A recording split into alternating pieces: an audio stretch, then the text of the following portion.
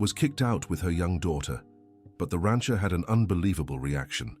Jennifer held Emily's hand tightly as they walked down the dirt road with their 2 old suitcases. The midday sun beat down mercilessly on their backs, and dust clung to the sweat running down their faces. Her 9-year-old daughter dragged her feet, struggling to keep up with her mother's hurried pace. "Mom, where are we going?" Emily asked for the 3rd time, her thin voice heavy with exhaustion. Jennifer pressed her lips together. She had no answer.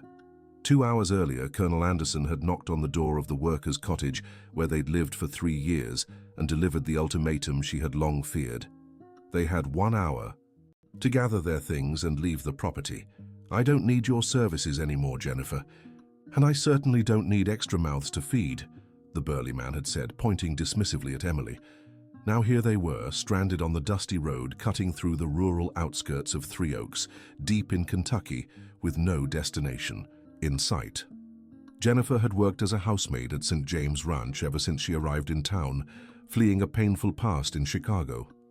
The job didn't pay much, but it included the small cottage they lived in and meals. It had been enough to raise Emily away from the troubles of the city, or at least it had been until that morning. The sound of approaching hooves made Jennifer glance back. A man on horseback was riding toward them, kicking up a cloud of dust.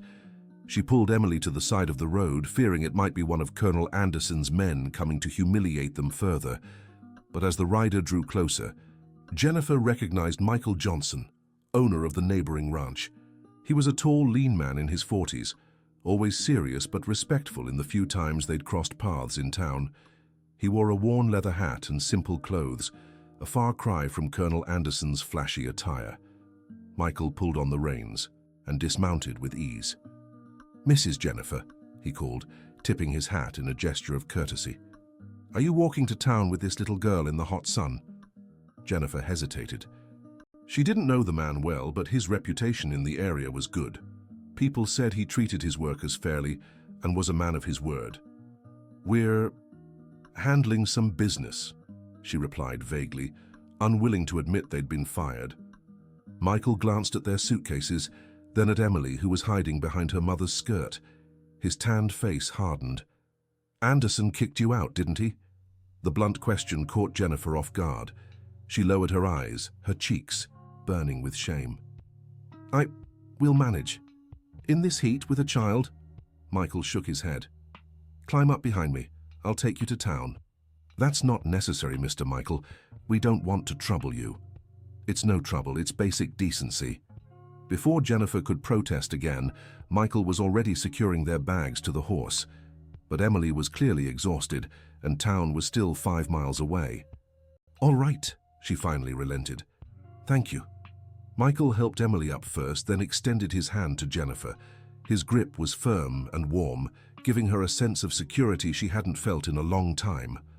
As they rode, Emily began to relax, asking questions about the horse. Michael answered patiently, explaining how to care for the animal and sharing stories about his ranch. Jennifer tried to focus on the scenery, but she couldn't ignore the kindness radiating from the rancher's broad back. When they reached the town square of Three Oaks, Michael helped them down and carried their bags. "So now what, Mrs. Jennifer? Do you have somewhere to stay?" Jennifer bit her lip. The truth was, she didn't. The few people she knew in town were other ranch hands, and none could take them in. "Let's look for a boarding house," she lied. Michael stayed silent for a moment, studying her face. Then he sighed. "Look, I have a proposal for you. My house is too big for a man living alone, and I need someone to take care of cleaning and meals. The pay would be better than what Anderson offered, and you'd have a room just for yourselves." Jennifer widened her eyes. It sounded too good to be true. "I don't know what to say." "You don't have to decide now. How about coming to see the place? If you don't like it, I'll bring you back to town." Emily tugged at her mother's shirt. "Mom, can I see his horses?" Jennifer looked at her daughter, then at Michael. The man seemed sincere, and they really had no other options. "All right, let's take a look." Dear listener, if you're enjoying the story, don't forget to like and especially subscribe to the channel. It helps us a lot as we're just starting out. Now, continuing, Michael's ranch was a 15-minute horse ride from town. It was smaller than Colonel Anderson's, but much more organized and well-kept. The main house, a single-story brick building with a wide porch, stood in the center of a clean yard where chickens pecked freely. "The house has 3 bedrooms," Michael explained as he dismounted. "I use one, you can take another, and the third is for storage. The kitchen is big and has a good wood stove." Jennifer observed everything carefully. The place radiated simplicity, but also care and warmth. The garden plants were well watered, the fences were in good shape, and the animals looked healthy. "Can I see the horses?" Emily asked, bouncing with excitement. "Of course, little one, but first let's show your mother the house." The inside of the house confirmed Jennifer's first impression. It was simple, but comfortable, with sturdy, wooden furniture and plenty of natural light streaming through the large windows. The room meant for them had 2 single beds, a spacious wardrobe, and a small table by the window. "It's very nice," Jennifer admitted, "but I need to know exactly what my duties would be." "Cleaning the house, preparing meals, and taking care of the laundry. Nothing more than that. And Emily isn't your responsibility to look after here. Children should play and study, not work." Those last words touched Jennifer deeply. At Colonel Anderson's ranch, Emily had always been expected to stay quiet and out of the way, as if she were a nuisance. Here, for the first time, someone spoke of her daughter as a real child. "How much would you pay?" Michael mentioned a sum that was almost double what she'd earned before. Jennifer tried not to show her surprise. "And when would I start?" "Whenever you want. Even today, if you prefer." Jennifer glanced out the window, where Emily was playing in the yard, chasing chickens and laughing loudly. It had been so long since she'd seen her daughter so happy. "All right, I accept." Michael smiled for the first time since they'd met. "Great, I'll go fetch your bags." That evening, as she cooked dinner on the wood stove, Jennifer caught herself humming softly. Emily helped set the table, chattering about the animals she'd seen and her plans for the next day. "Mom, this place is so much better than the other house," the girl said. "Mr. Michael is nice. He said I can help feed the horses." "Really?" Jennifer smiled. "But don't get in the way of his work." He said, "Kids who help learn responsibility." When Michael came in for dinner, he found a carefully set table and the aroma of seasoned beans in the air. Jennifer had found all the ingredients in the well-stocked pantry and prepared a simple but tasty meal. "It's been a while since I've had a home-cooked meal like this," he remarked, tasting the beans. "You cook very well." "I learned from my grandmother," replied Jennifer, feeling her cheeks warm at the compliment. During dinner, Emily kept the conversation lively, talking about her old school and asking about the one in Three Oaks. Michael explained that his neighbor's daughter went there and could introduce Emily to the other students. "I can take you both to meet the teacher, Mrs. Parker, tomorrow," he offered. "She's very good with children." Jennifer nodded, grateful for his concern about Emily's education. It was another difference from their previous situation, where her daughter had been seen as nothing but a burden. After dinner, while Michael went to check on the animals, Jennifer gave Emily a bath and put her to bed. The girl fell asleep quickly, exhausted by the day's emotions and new experiences. Alone in the kitchen, Jennifer washed the dishes and set everything up for breakfast the next morning. Through the window, she could see Michael walking around the yard, checking the fences and speaking softly to the horses. There was something peaceful about him that put her at ease. When he returned, he found her sweeping the porch. "You don't have to do that now," he said gently. "It's been a long day." "I'm almost done. I like to keep everything in order." Michael leaned against the porch railing, gazing at the starry sky. "Can I ask what happened back at Colonel Anderson's ranch? He doesn't usually let workers go like that out of the blue." Jennifer stopped sweeping. She knew this conversation would come sooner or later. "He said he didn't need my services anymore, and that he didn't want to feed extra mouths." "Extra mouths?" Michael turned to her, his face hardening. "Was he talking about Emily?" "Yes. He said children are too much work and eat too much." "What a petty man," Michael muttered, shaking his head. "A sweet child like Emily. How could anyone say something like that?" His defense of her daughter warmed Jennifer's heart. It had been so long since anyone had spoken kindly of Emily. "Do you have children?" she asked, curious. Michael's expression darkened. "No, my wife. She passed 2 years ago. We never had kids." "I'm so sorry." "Thank you." He was silent for a moment. "That's why the house feels so empty sometimes. It's nice having you both here." Jennifer finished sweeping and leaned on the broom, looking at him. Michael was different from any man she'd ever known. There was a genuine kindness in him, a real concern for their well-being. "Can I ask why you helped us today? You barely even know me." Michael smiled faintly, a little sadly. "My mother always said you can tell a person's character by how they treat those who can't do anything for them. I saw how you cared for Emily, how polite you were with everyone in town, even working for a difficult boss like Anderson. That told me everything I needed to know." His words stirred something in Jennifer's chest. It had been so long since someone saw her for her qualities rather than just her needs. "Thank you," she said simply, "for everything. Don't mention it. Now go get some rest. Tomorrow's going to be busy." That night, for the first time in months, Jennifer slept deeply. There was no worry about the next day, no fear of being sent away without warning. For the first time, there was a feeling that things might just work out. But what Jennifer didn't know was that her arrival at Michael's ranch had stirred feelings she thought she'd buried forever, and that Michael himself was fighting a growing attraction he considered inappropriate, given her vulnerable situation. Nor could she have imagined that Colonel Anderson wouldn't take kindly to seeing a former employee of his living better than she had under his roof, and that this would only be the first of many obstacles they'd have to face. The next morning, Jennifer woke before sunrise, as she always did. She made coffee on the wood stove and began preparing breakfast. Michael appeared in the kitchen, as she was frying eggs, already dressed for work. "Good morning," he greeted, inhaling the aroma of coffee. "That smells wonderful." "Good morning, Mr. Michael. The coffee is almost ready." "You can just call me Michael," he said, sitting at the table. "Too much formality makes a house feel heavy." Jennifer nodded, pouring him a steaming cup. Michael took a sip and closed his eyes, savoring it. "Coffee just like my grandmother's," he murmured. "It's been decades since I've had coffee like this." The compliment made Jennifer smile.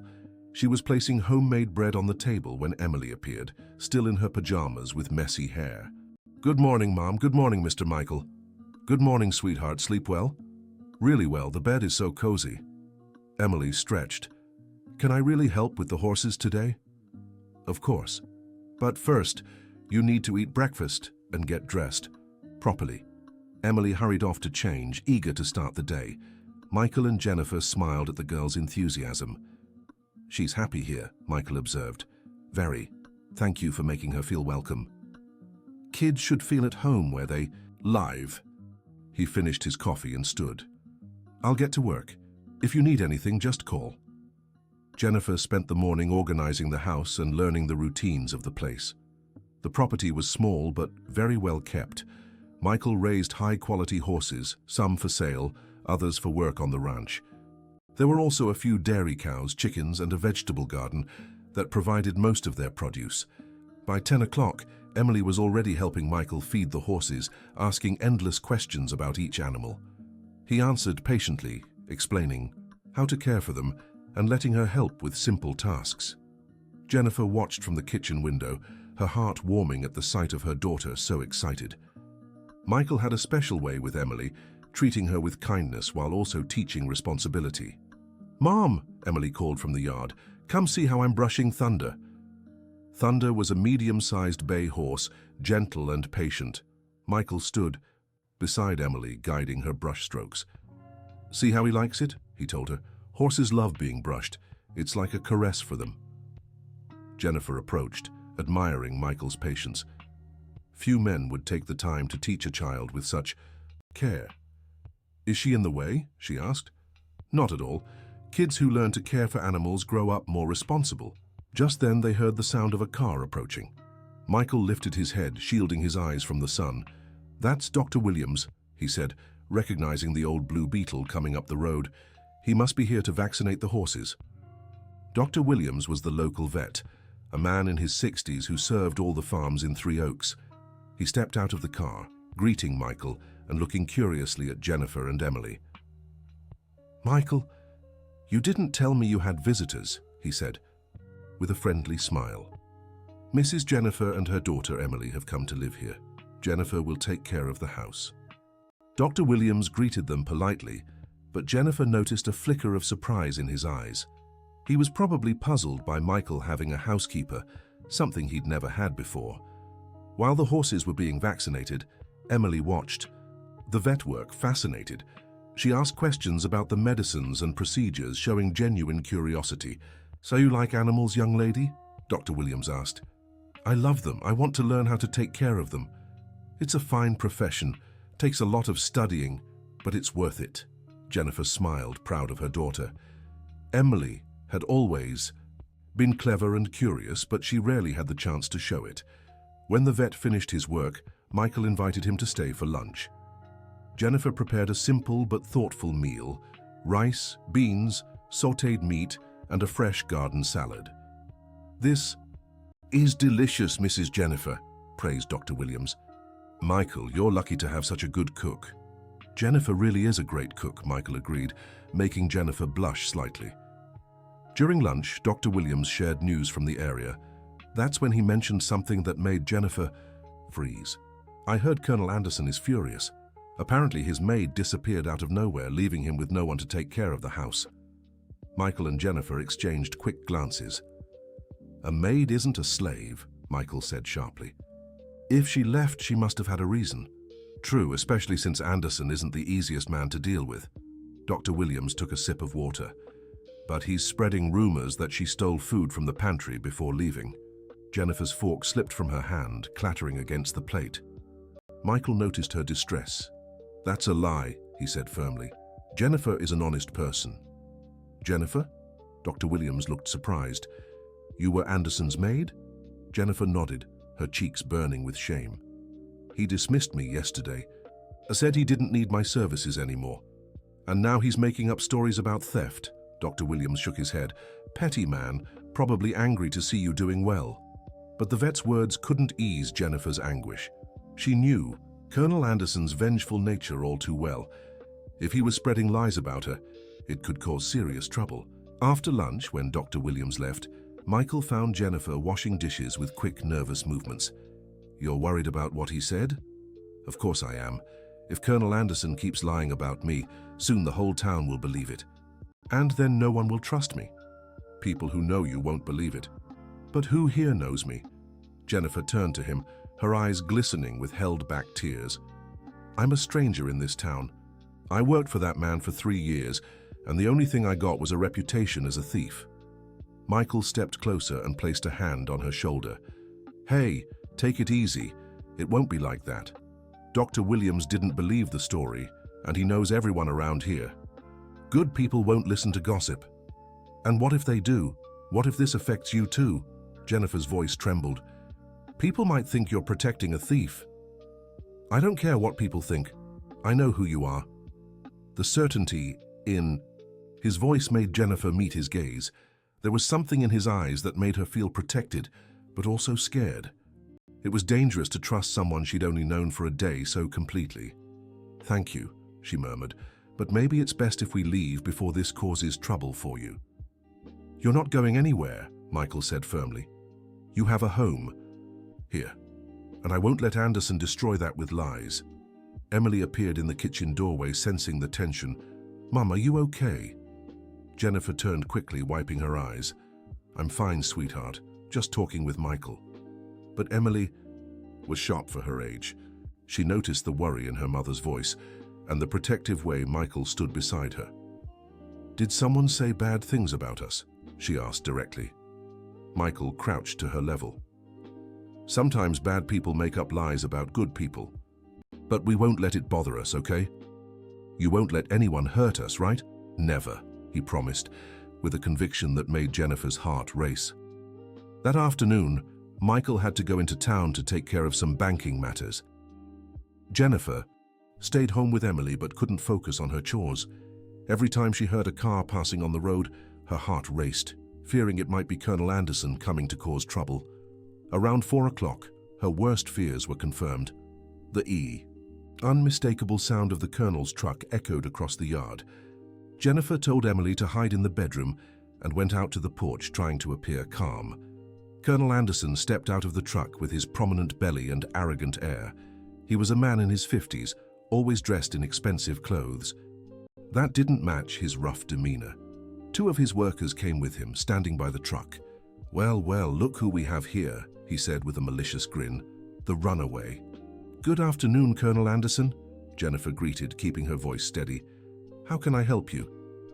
"You can start by returning what you stole from my pantry before running off like a thief." "I didn't steal anything. You know that." "Do I?" He climbed the porch steps, invading her personal space. "Then explain how half a dozen jars of preserves went missing right after you left." Jennifer swallowed hard. It was true she had taken some preserves, but they were leftovers that had always been allowed for workers to take.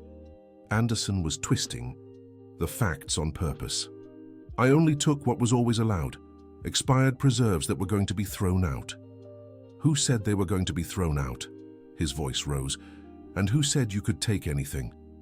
"For you always allowed, I never allowed anything." Anderson took another step closer, forcing her back. "You're a thief, Jennifer, and now you're taking advantage of a good man like Michael's kindness." "I work here honestly." "Work?" He let out an unpleasant laugh. "Is that what you call it? A pretty woman like you, alone in a house with a single man. Everyone knows what kind of work that is." His words hit Jennifer like a slap. She felt her cheeks burn with humiliation and anger. "How dare you say such a thing? I'm a decent woman." "Decent?" Anderson glanced around the well-kept porch. "Decent women don't move into a man's house they barely know. Decent women don't quit their job without notice. You fired me." "I said you were dismissed. I didn't say you could steal my food and throw yourself at the first man you found." The anger inside Jennifer was turning into something more dangerous. Her hands trembled, and she had to hold herself back from lashing out.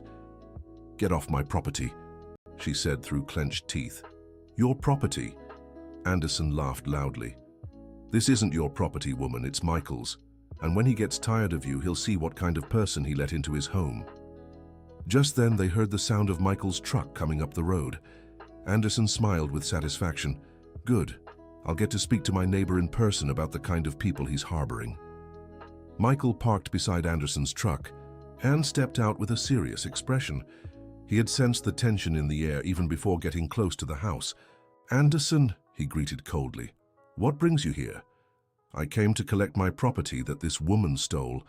Michael looked at Jennifer, who was visibly shaken, then turned back to Anderson. "What property?" "Preserves from my pantry." She ran off in the middle of the night like a thief and took food that wasn't hers. "Jennifer," Michael said calmly, "can you explain what he's talking about?" Jennifer took a deep breath before answering. "I took some expired preserves that were always allowed for workers to take. It was never considered stealing before." "Expired," Anderson scoffed. "Those were perfectly good preserves, and I never allowed any employee to take anything from my home." Michael studied the faces of the two men, then turned to Anderson. "Even if she took those preserves, you dismissed her. You had no obligation to leave anything behind." "I dismissed her because I found out she was a thief." "Funny," said Michael, crossing his arms.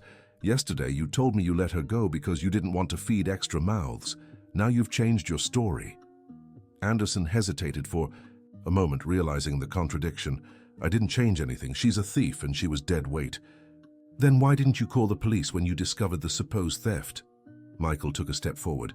"Why didn't you file a report?" Because I wanted to give her a chance to make things right. I came here in good faith to retrieve my property." "Your good faith," Michael repeated, his voice dripping with sarcasm. "Good faith is showing up here with two thugs to intimidate a woman alone with a small child?" Anderson glanced at his own men, realizing how bad the situation looked. "They came to carry the preserves." "What preserves?" Michael looked around. "Do you see any of your preserves here?" She must have hidden them or eaten them by now. "Then there's nothing to take, is there?" Michael took another step forward, his stance growing more intimidating. "Your property isn't here, Anderson, and you have no right to come to my home and intimidate my employees." "Your employees?" Anderson scoffed. Is that what you call them? The whole town's already talking about your new arrangement. Michael's fist clenched, and Jennifer saw a vein bulge in his neck. Watch what you say next, Anderson. Or what? You'll hit me for telling the truth? Anderson was gaining confidence, thinking he'd found Michael's weak spot. A pretty woman shows up out of nowhere and you offer her a home and a job the same day. What a coincidence, huh? Get off my property, now. Michael's voice was low but carried a real threat. Anderson realized he'd gone too far. Fine, fine, but don't come crying when you find out what kind of woman you've brought into your home. He started down the porch steps. And you, Jennifer, don't think this is over. The whole town will know exactly what kind of person you are. Anderson, Michael called as the man reached his truck, if I hear you're spreading lies about Jennifer, you'll answer for slander. And I've got a damn good lawyer. Anderson slammed the truck door and sped off, kicking up dust, but his threat lingered in the air. Michael turned to Jennifer, who was shaking with anger and humiliation. Are you okay? No, she answered honestly. I'm not. He called me. He said I was... I know what he said. And they're the lies of a petty man who can't stand seeing someone he mistreated doing well. But people will believe him. Jennifer sat on the porch steps, covering her face with her hands. He has influence in town. I'm just an outsider. Michael sat beside her. Jennifer, look at me. She raised her eyes, red from unshed tears. I don't care what people think. You're a hard-working, honest woman, a devoted mother. That's what matters. But what if this hurts you? What if people start speaking badly of you for giving me work? Then I'll live with it, he said simply. I won't abandon you and Emily over gossip. Emily appeared in the doorway, having heard the truck leave. Mom, can I come out now? Jennifer quickly wiped her eyes. Yes, sweetheart. The girl came over and sat on Michael's other side. Did that bad man leave? Yeah, Michael answered. And he's not coming back. Did he make my mom cry? He said some ugly things, but your mom's strong, she'll be okay. Emily took Jennifer's hand and Michael's, joining all three together. Are we a family now? She asked with the innocence of a child. The question caught the two adults off guard.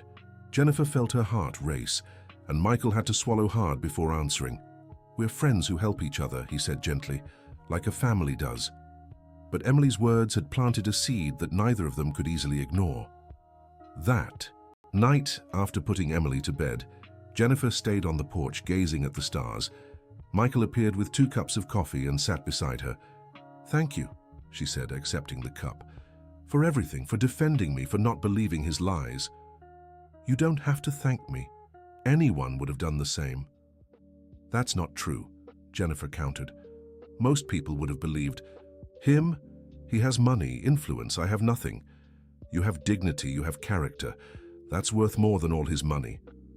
They sat in silence for a moment, listening to the crickets chirping in the warm night.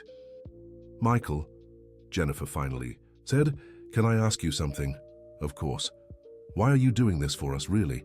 Don't tell me it's something anyone would do, because that's not true. Michael took a sip of coffee, thinking, my wife, she always said life is about choices, that every time you have the chance to help someone and don't, you lose a piece of your own humanity. She sounds like she was a special person. She was.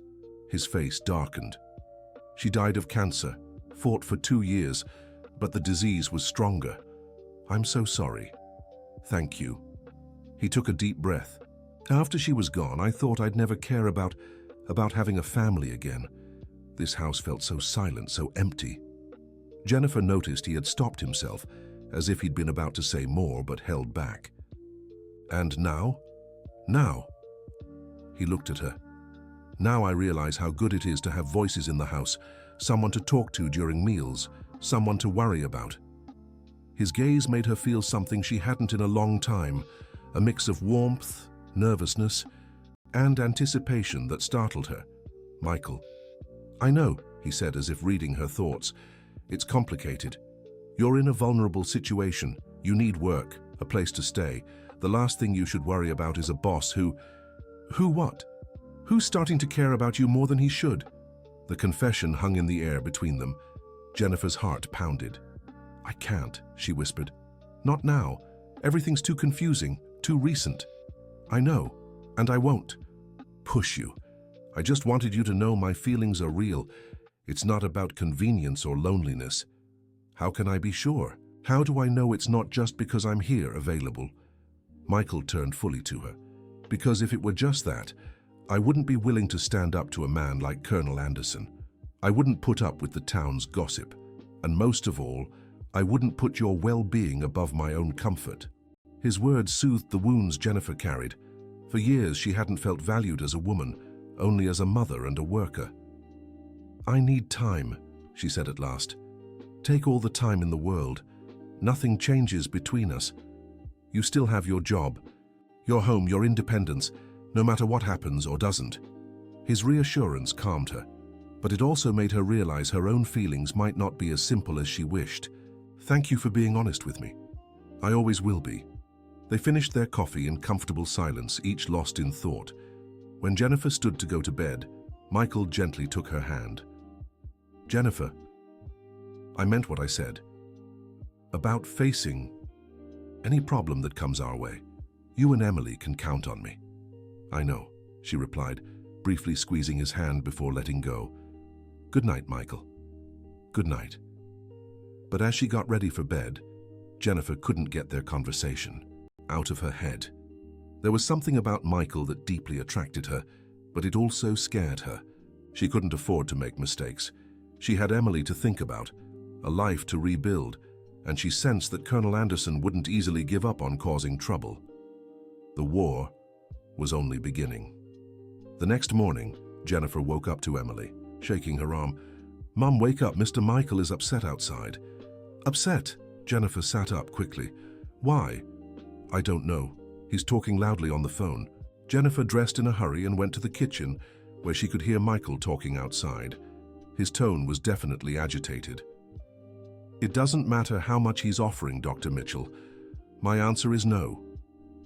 There was a pause, then he continued. "I understand your position, but I won't change my mind. You have my word that the payment will be made on time." Another pause. "All right, thanks for the warning." Jennifer heard the phone being slammed down. When Michael walked into the kitchen, his face was tense. "Did something happen?" she asked, already pouring coffee. "Anderson is trying to buy my debt from the bank." "What do you mean?" Michael sank heavily into a chair. "I owe a few installments on the loan for the horses I bought last year.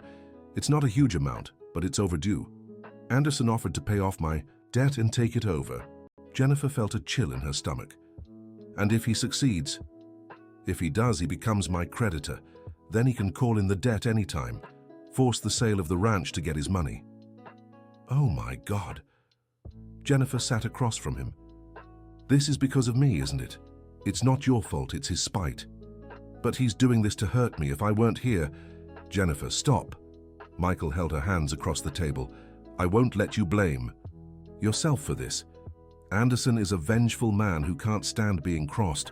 If it weren't you, it'd be something else." "What are we going to do?" "For now, Dr. Mitchell said he won't accept Anderson's offer. But if I can't pay off the debt in 30 days, he might change his mind."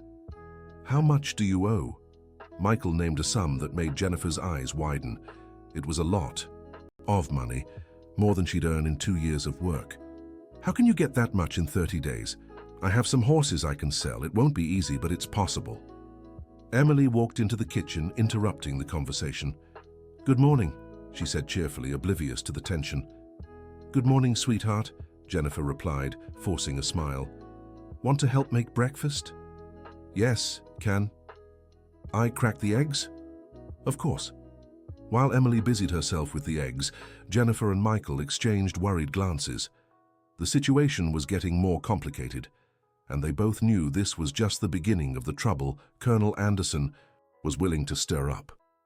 During breakfast, Michael tried to keep things light, chatting with Emily about their plans for the day. But Jennifer noticed he was distracted, his face lined with worry. After Emily went outside to play in the yard, Michael stood up. "I'm going to ride around the neighboring properties, see if anyone's interested in the horses. Is there anything I can do?" Pray I find buyers, he said with a strained smile. Jennifer spent the day trying to stay busy with chores, but she couldn't stop thinking about their predicament. She felt directly responsible for Michael's troubles, no matter what he said. Around noon, an unfamiliar pickup truck pulled into the yard. Jennifer watched from the window as a young man about 30 stepped out of the vehicle and looked around with interest. "Excuse me," he called when Jennifer appeared on the porch. "Are you the lady of the house?" "I work here. The owner is out, but he should be back soon. Can I help you with something?" "I'm Robert Thompson from St. Joseph Farm. I heard Michael has horses for sale." Jennifer's heart leaped with hope. "Yes, he does. Would you like to wait for him, or would you rather come back later?" "I can wait a bit. I came a long way." Jennifer offered coffee and water, and Robert accepted, sitting on the porch. He was a friendly man, easy to talk to, and soon he was playing with Emily, who had approached curiously. "What a clever little girl," he remarked. "Yours?" "Yes." "Have you lived here long?" "We just arrived yesterday," Jennifer replied, deciding to be honest. "Oh," Robert seemed surprised. "So you're Michael's new wife?" The question caught Jennifer off guard. "No, I'm the housekeeper. I take care of the house and meals." "Sorry, it's just rare to see Michael with female visitors since his wife passed." Jennifer was about to respond when they heard Michael's truck arriving. He stepped out, visibly surprised to see the visitor. "Robert, what a surprise. How'd you hear I had horses for sale?" "Frank, over at St. Clair Farm, told me. Said you needed to sell some animals." Michael glanced briefly at Jennifer, who understood he'd spoken to several neighbors that morning. "That's right. Want to take a look?" The two men walked to the corrals with Emily running after them. Jennifer stayed on the porch, straining to hear their conversation from a distance. Robert examined 3 horses carefully, asking about their age, health, and lineage. Michael answered knowledgeably and honestly, not hiding any flaws in the animals. "These are quality horses," Robert said finally. "How much do you want for them?" Michael named a fair but high price. Robert countered with a lower offer, and the two began negotiating. Jennifer watched anxiously, trying to calculate if the money would cover the debt. From Michael's expression, it wouldn't. After half an hour of bargaining, they settled on a middle price. Robert promised to return the next day with a truck to pick up the horses and the payment. When the visitor left, Michael returned to the house with a mix of relief and worry on his face. "How much did you get?" Jennifer asked directly. "About half of what I need. And the other horses. I'll try selling them to other breeders, but time is running out." That afternoon, Michael got a call that left him even more tense. It was from Dr. Mitchell at the bank. "Anderson raised his offer," Michael said after hanging up. "He's offering 10% above the debt's value." "Will the bank accept?" "Dr. Mitchell said the board is pressuring him. If I don't get at least half the money by the end of the week, he won't be able to refuse." Jennifer felt her world crumbling around her. It was exactly what she'd feared. Her presence here was ruining a good man's life. "Michael, I need to leave." "What?" He looked at her as if she'd spoken in a foreign language. "If I leave, Colonel Anderson will stop harassing you. He's only doing this to get to me." "Jennifer, don't be naive. If you leave now, he'll know he intimidated you. And he'll keep coming after me just out of spite. But at least you won't lose the ranch. And where will you go?" Michael turned to her, eyes blazing with anger. "Live on the streets with Emily? Find another employer who might treat you badly? I won't allow it. You can't stop me, you don't own me. I'm not your boss, but I am your friend, and friends don't let friends jump into a hole out of pride."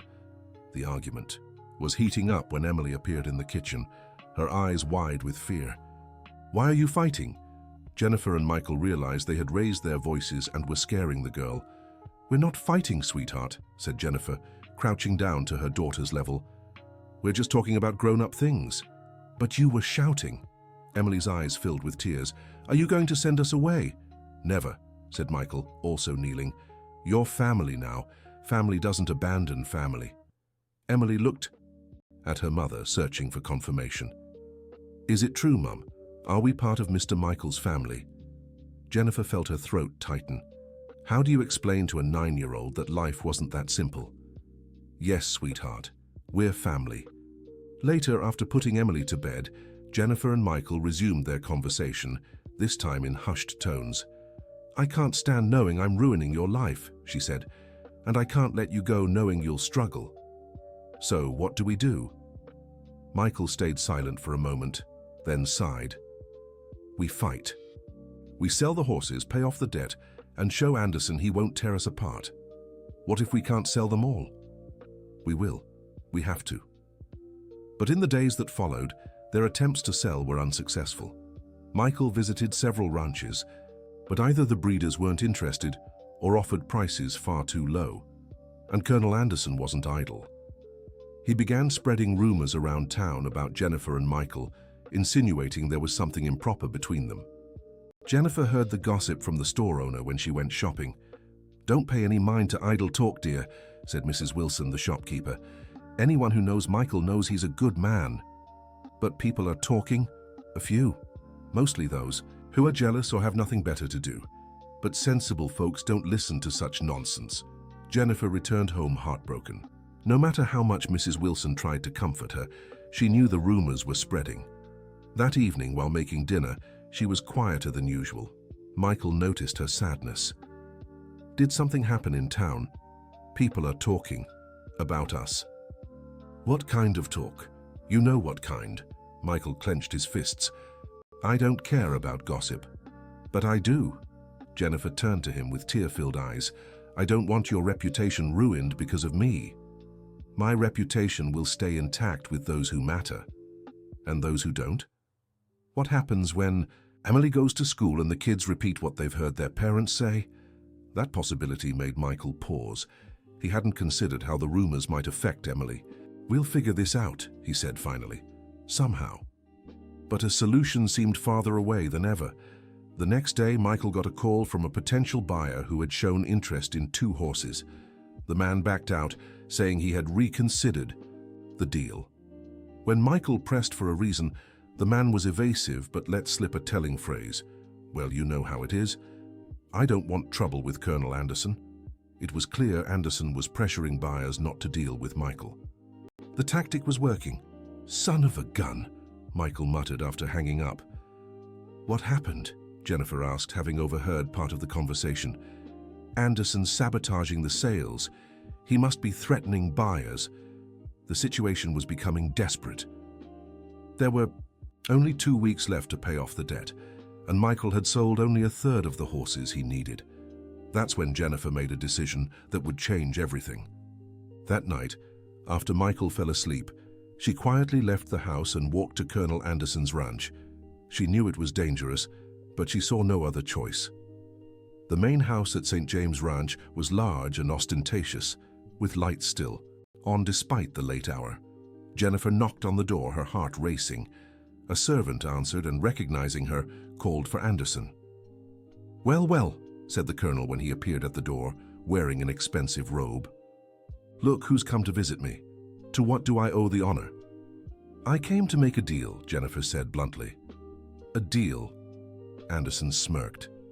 "Come in." The living room was decorated with heavy, expensive furniture but lacked taste. Anderson poured himself a whiskey and offered nothing to Jennifer. "So what kind of deal?" "Stop harassing Michael. Stop sabotaging his sales. Stop trying to buy up his debt. And in return, I'll leave. I'll walk away from his ranch in this town." Anderson took a sip of whiskey, savoring the moment. "Interesting, but why would I make a deal when I'm already getting what I want?" "Because if Michael loses his ranch because of me, I'll tell the whole town the truth about how you treated me, about the abuse, the humiliation, how you treated Emily." Anderson's face hardened. "What abuse? I always treated you well." "You know exactly what I'm talking about, and Mrs. Wilson from the general store knows too. She's witnessed some of it." It was a bluff, but Jennifer counted on the fact that Anderson had indeed crossed the line with her before, and that he feared witnesses. "Are you threatening me?" "I'm offering a fair deal. You stop going after Michael and I disappear from your life forever." Anderson paced the room, thinking. Jennifer held her breath. "There's one condition," he finally said. "What?" "You'll tell Michael you're leaving because you found a better job in another town. You can't say it was because of me. Why? Because if he knows it was my doing, he'll keep hating me, and I don't want bad blood between neighbors. Jennifer realized Anderson was afraid of Michael. Under all that arrogance, he knew he'd gone too far. Fine, she agreed, but you stop immediately. Let Michael sell his horses in peace. Done. They shook hands, and Jennifer felt as if she'd just signed her own prison sentence. She walked home in the dead of night, her heart heavy. She knew she'd done the right thing to save Michael, but it hurt more than she'd ever imagined. The next morning, she forced a smile as she made breakfast. Michael noticed she was acting strange, but chalked it up to the stress of the past few days. I have news, Jennifer said over coffee. What news? I got a job offer in Pleasant Valley. Michael nearly dropped his cup. What? When? Last night. An old friend of mine who lives there called. She found me a position with a wealthy family, good pay, a house for me and Emily. But you never even told me you had friends in Pleasant Valley. She's an old friend. I didn't mention it because I didn't think it mattered. Michael studied her with suspicion. And you want to go? The question stabbed Jennifer's heart. It's a good opportunity, better than anything I can have here. Better how? Here you have a home, work, stability. The pay is better there, and Emily would have more opportunities. Emily, who had been playing outside, walked into the kitchen just then. Opportunities? For what, Mom? Jennifer's throat tightened. To go to a better school. But I like the school here. And I like Mr. Michael's horses. Sometimes we have to do things we don't want to, sweetheart. Michael stood up abruptly from the table. Can I talk to you in private? They stepped out onto the porch, leaving Emily confused in the kitchen. What's really going on? Michael asked as soon as they were alone. I've already explained. I got a better offer. Jennifer, look me in the eyes and say that again. She tried to hold his gaze but couldn't. It's the truth. It's not. Michael gently held her shoulders. Something happened. What was it? Jennifer nearly broke down right then. The tenderness in his voice, the genuine concern, it all made her want to tell the truth. I can't stay, she murmured. Why? Because it's getting too complicated. Because of the rumors? Because of everything. Because of me, you're losing the ranch. Because of me, people are talking badly about you. I can't let that happen. What if I want you to? What if I think it's worth it? The question caught her off guard. How can losing everything be worth it? Because you're not just everything to me. You're more important than any ranch. His words hit Jennifer like a punch to the gut. How could she leave after hearing that? Michael, if you really want to go because you found a better job, I'll respect that. But if you're trying to protect me, forget it. I don't need protecting. Yes, you do. You're too good for your own good. And you're too stubborn for yours. They stared at each other, the air between them electric with tension. When are you planning to leave? Michael finally asked. Tomorrow morning. So soon? It's better not to drag it out. Michael nodded slowly, but his eyes said he didn't believe her story. All right, I'll miss you both. We'll miss you too. That night was one of the hardest in Jennifer's life. Emily cried when she learned they were leaving in the morning, not understanding why they had to leave the place where they'd finally found peace. I don't want to go, Mom. I like it here. I like Mr. Michael. And the horses. I know, sweetheart, but sometimes we have to do hard things. Why? How could she explain to a child that the adult world was full of complications she didn't understand? Because that's just how life is. Michael appeared at the bedroom door, carrying a suitcase. I brought a bigger suitcase for you. And I packed some preserves in the kitchen for your trip. Thank you, Jennifer murmured, unable to look at him. Emily, Michael said, crouching to her level, I'm going to miss you so much. You were the best helper I've ever had with the horses. I don't want to go, Emily whispered, throwing herself into his arms. Michael hugged her tightly, and Jennifer saw his eyes fill with tears. I know, but your mom knows what's best for you. If we leave, you'll be alone again. I'll be fine, and you'll come visit, won't you? Emily looked at her mother, who averted her gaze. We will. the girl promised. That night, Jennifer didn't sleep a wink. She stared out the window, memorizing every detail of the ranch that had become her home in such a short time. When the sun rose, she quietly woke Emily and packed their bags. Michael was already in the kitchen making coffee.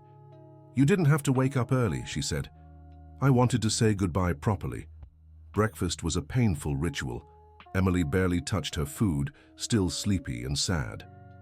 Michael tried to keep the conversation light, but the sadness was palpable. When it was time to leave, Michael carried the bags to the truck. "I'll drive you to the bus station." "You don't have to, we can take a taxi." "Jennifer, at least let me do this." The drive to town was silent. Emily had fallen asleep in the seat, emotionally exhausted. Jennifer gazed out the window, memorizing the landscape. At the bus station, Michael bought the tickets and helped load the luggage onto the bus. When the time came for the final goodbye, Emily woke up and realized what was happening. "No, Mom, I don't want to get on the bus." "Emily, please.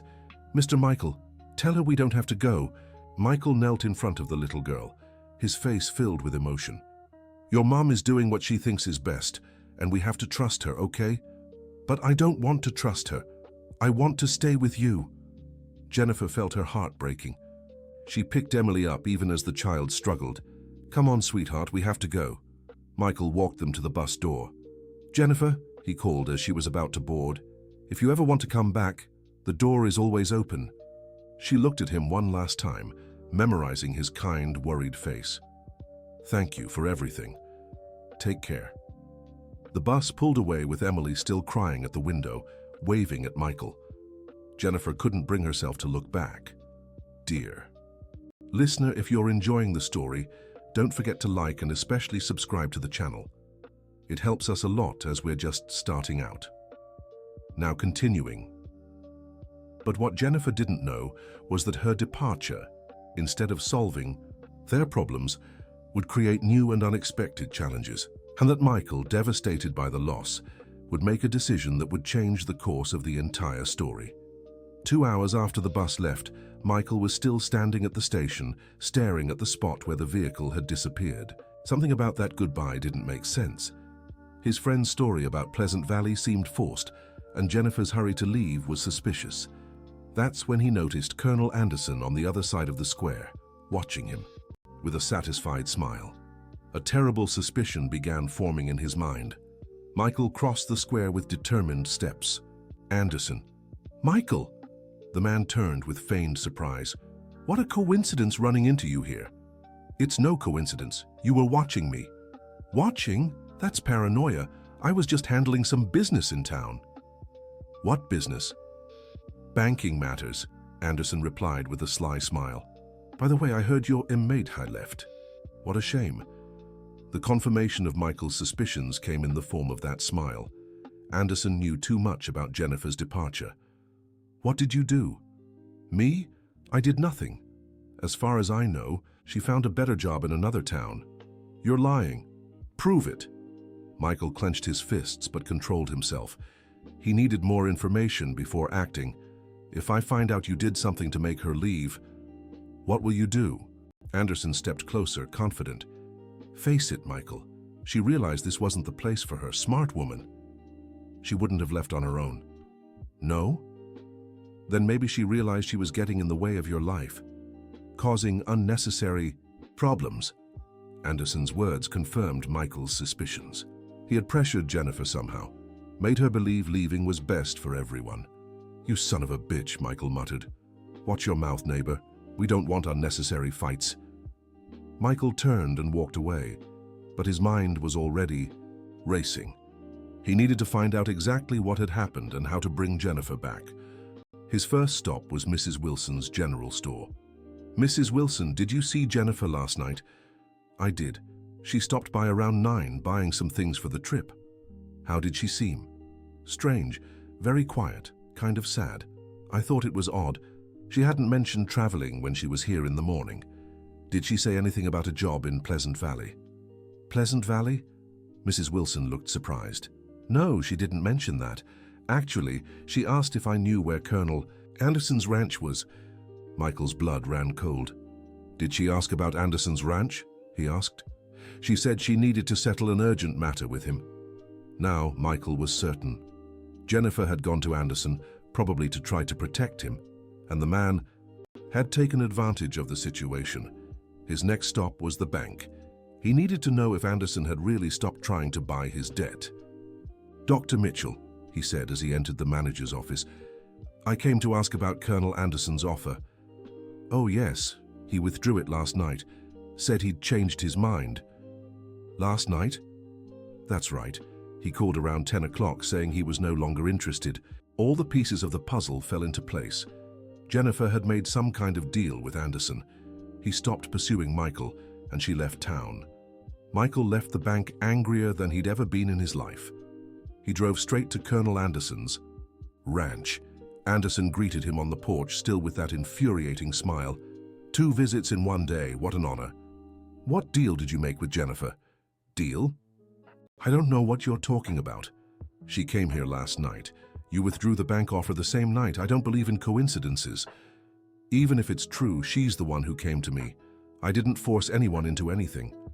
"What did you ask for in return?" Anderson poured himself some coffee, making a point not to offer any to Michael. "Hypothetically speaking, if there were a deal, it'd be simple.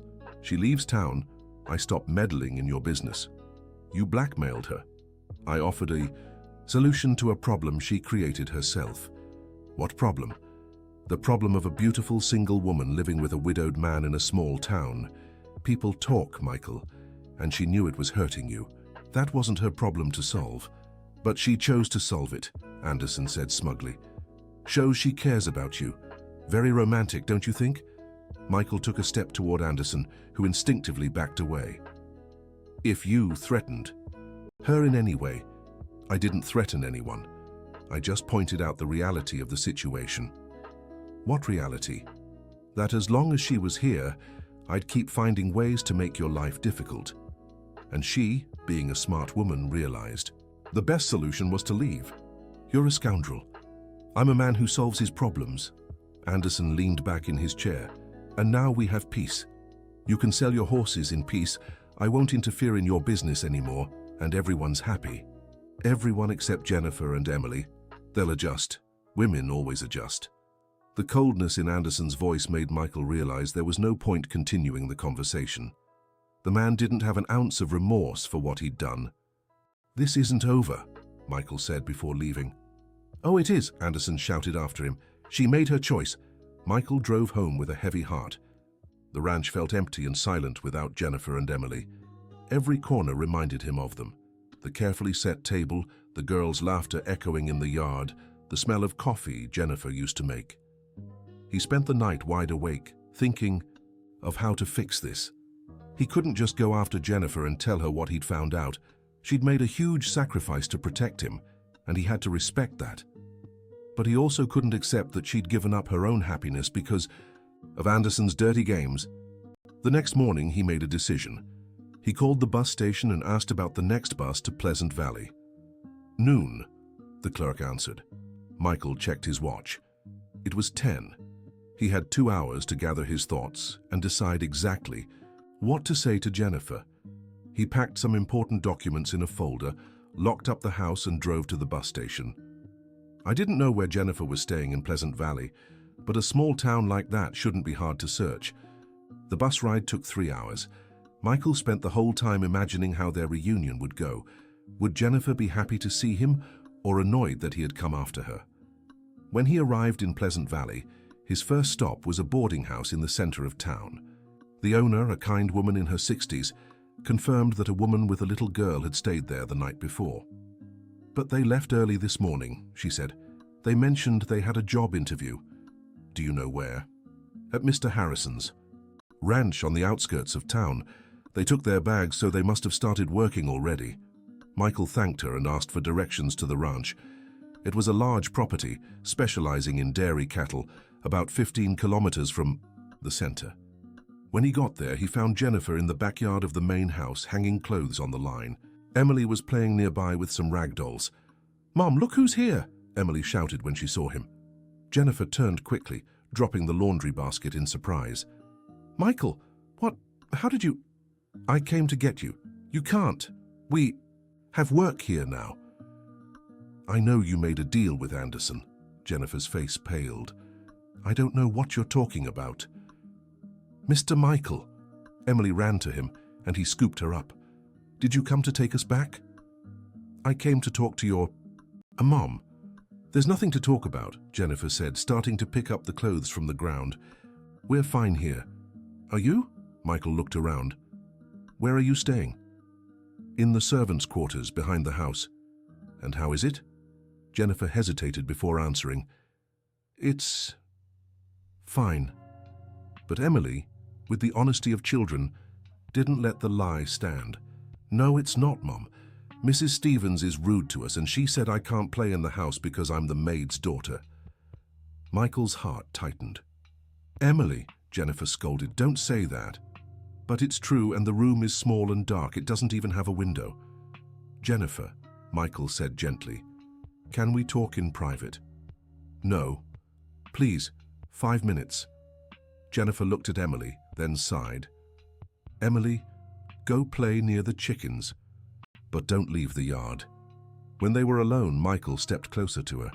Mrs. Wilson told me you asked where Anderson's ranch was the night before you left. So what? You went there, didn't you? Made some kind of deal with him. Even if I did, it was my choice. A choice made under pressure. He was sabotaging the sale of my horses, threatening to buy my debt. You felt guilty and tried to protect me. Jennifer turned her face away, but he saw the tears in her eyes. It worked. He stopped going after you and ruined your lives in the process. Our lives will get better. We just need time. Jennifer, look at me.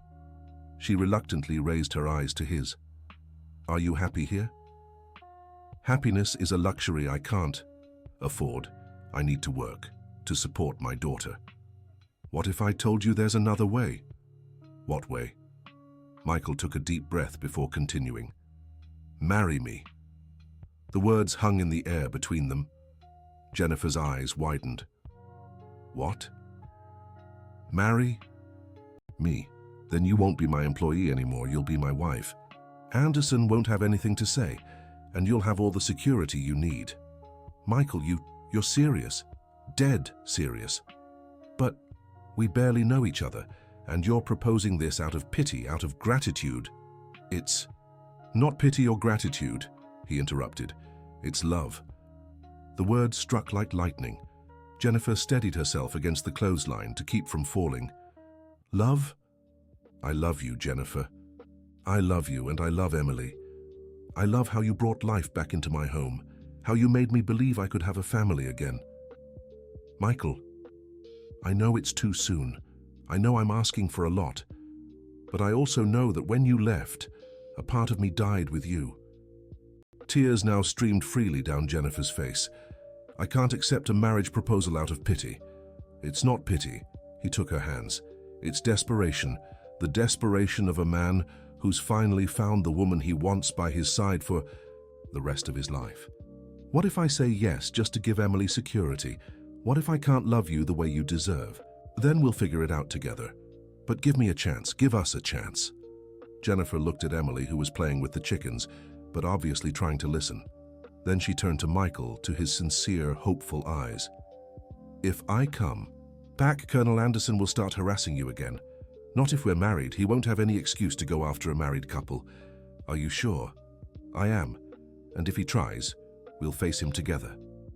Jennifer fell silent for a long moment, weighing her options. I need time to think. How much time? A few days.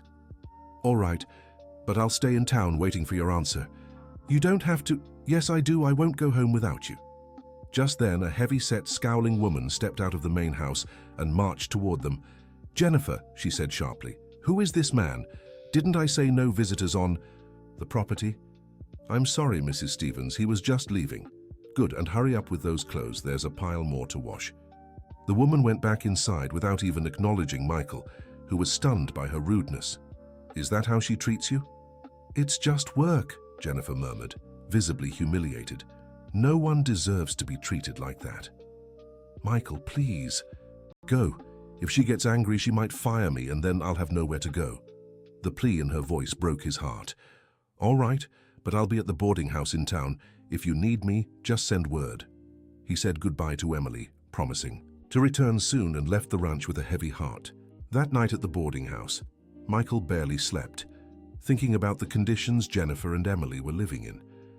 The idea that they were being mistreated because of a decision she'd made to protect him was unbearable. The next morning, as he was having breakfast, a little girl he didn't know approached his table. "Are you Michael?" she asked timidly. "I am." "Why?" "Aunt Jennifer asked me to give you this." It was a handwritten note in Jennifer's writing. "Michael, I accept your proposal, but on one condition, that it's a real marriage for love, not convenience. If you're sure of your feelings, come see me this afternoon. Jennifer." Michael's heart raced. He gave the girl a coin and rushed to gather his things. But when he arrived at the ranch that afternoon, he was met with a scene that filled him with rage.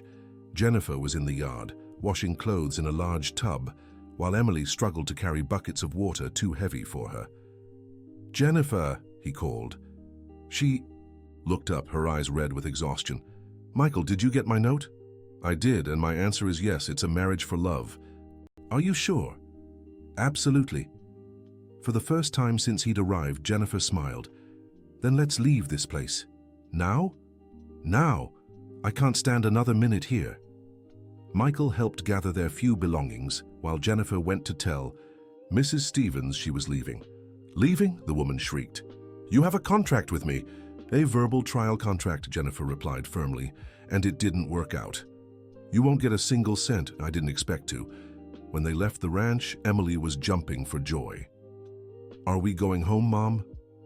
"Yes, sweetheart, we're going home." The trip back to Three Oaks was completely different from the way there. Emily chatted excitedly about all the plans she had for when they returned, while Jennifer and Michael talked about the wedding details. "Do you want a big ceremony?" he asked. "I want a real one. It can be simple, but I want it to be special." "And when?" "As soon as possible. I don't want to give Colonel Anderson time to cause trouble." "How about next week?" "Perfect." But when they arrived in Three Oaks, they discovered Colonel Anderson hadn't been idle during their absence. The first clue was Mrs. Wilson from the general store, who greeted them with a worried look. "Michael, I'm glad you're back. Something strange is going on." "What kind of thing?" "Anderson is spreading rumors that you went after Jennifer to force her to come back. He's saying she had to run away because you were harassing her." Michael's blood ran cold.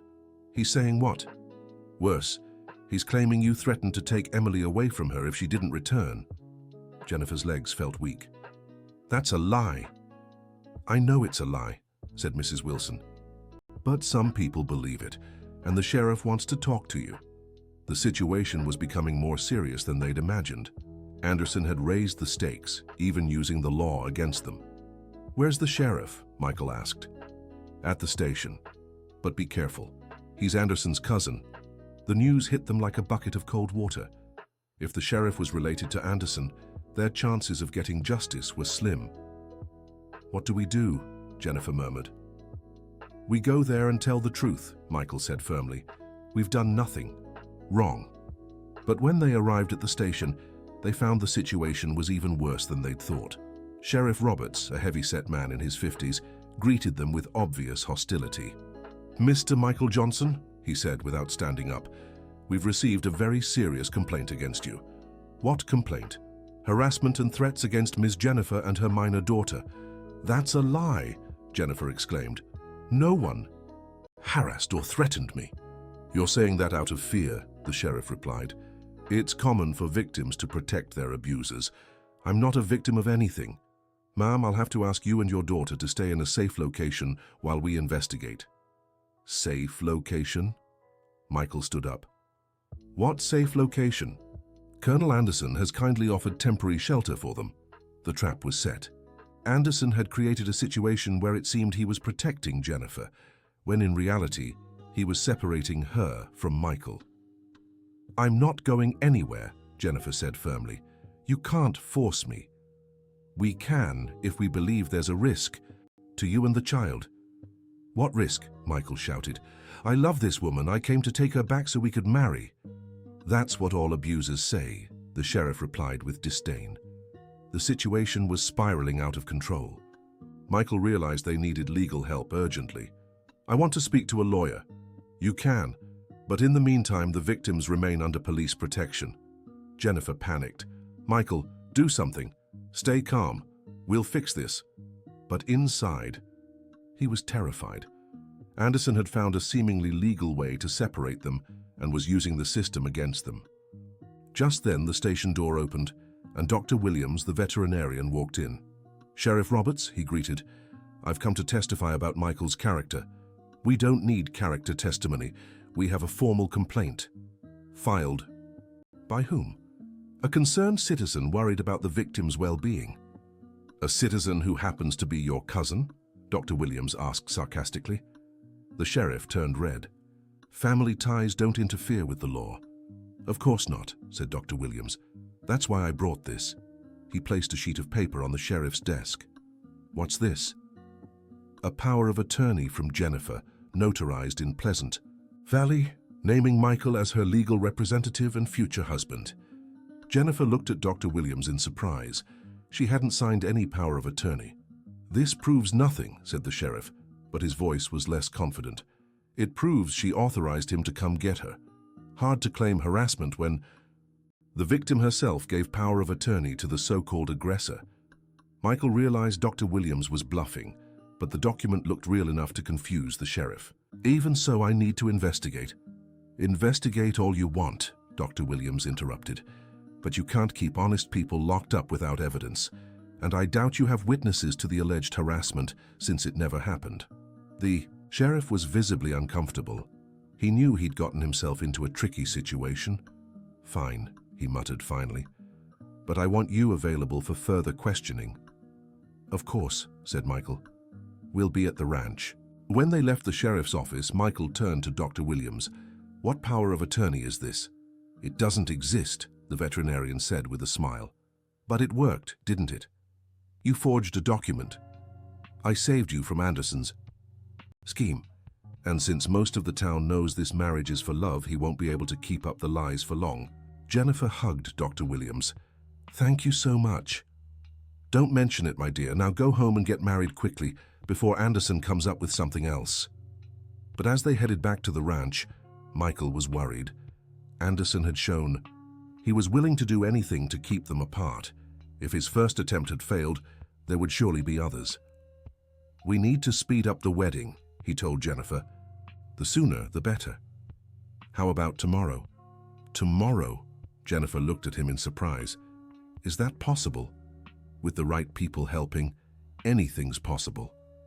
And so, less than 24 hours later, Michael and Jennifer stood in the small church of Three Oaks, marrying in a simple but heartfelt ceremony. Emily was the flower girl, carrying a bouquet picked from the ranch. Dr. Williams was the witness, and Mrs. Wilson baked a simple but delicious cake. When the priest asked if Michael took Jennifer as his wife, he answered in a firm, emotional voice, "I do with all my heart." And when the same question was asked of Jennifer, she looked into the eyes of the man who had changed her life. "I do forever." The kiss that sealed their union was met with applause from the few guests and Emily's tearful joy, but their honeymoon would have to wait. There was one last battle to fight with Colonel Anderson. As expected, he didn't take the news of the wedding well. The day after the ceremony, he showed up at Michael's ranch with a scowl. "Rushed into marriage, huh?" he said mockingly. "How romantic." "Anderson," Michael greeted coldly. "What brings you here?" "I came to speak with your wife. It's about some unfinished business." "What business?" Jennifer asked, appearing on the porch. "The money you owe me." "Money? What money?" "For room and board during the 3 years you worked for me. Since you left without notice, you owe me compensation." It was another desperate attempt to stir up trouble, but this time Michael was ready. "Jennifer owes you nothing," he said calmly. "As your former employee, she was entitled to severance you never paid. If anything, you owe her. I won't pay a dime to an ungrateful girl. Then we owe you nothing either." Anderson knew he'd lost again. "This isn't over," he muttered. "Yes, it is," said Michael, wrapping his arm around Jennifer's waist. "It's done, Anderson. You lost. Accept it." We'll see. But this time, the threat sounded hollow. Anderson had lost every weapon he had against them. Jennifer was now a married woman, respected in the community. Michael had settled his debts thanks to the sale of the horses, and the whole town knew their love was genuine. A few months later, life had settled into a happy, peaceful routine. Emily was doing well in school, had made many friends, and had adjusted perfectly to life on the ranch.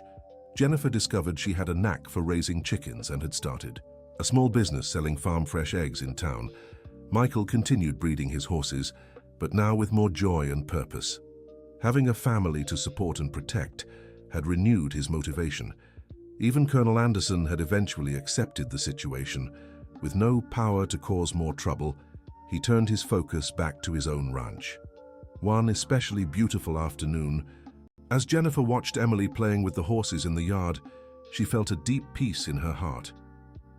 "What are you thinking about?" Michael asked, coming up behind her and wrapping his arms around her waist. How life can change so suddenly.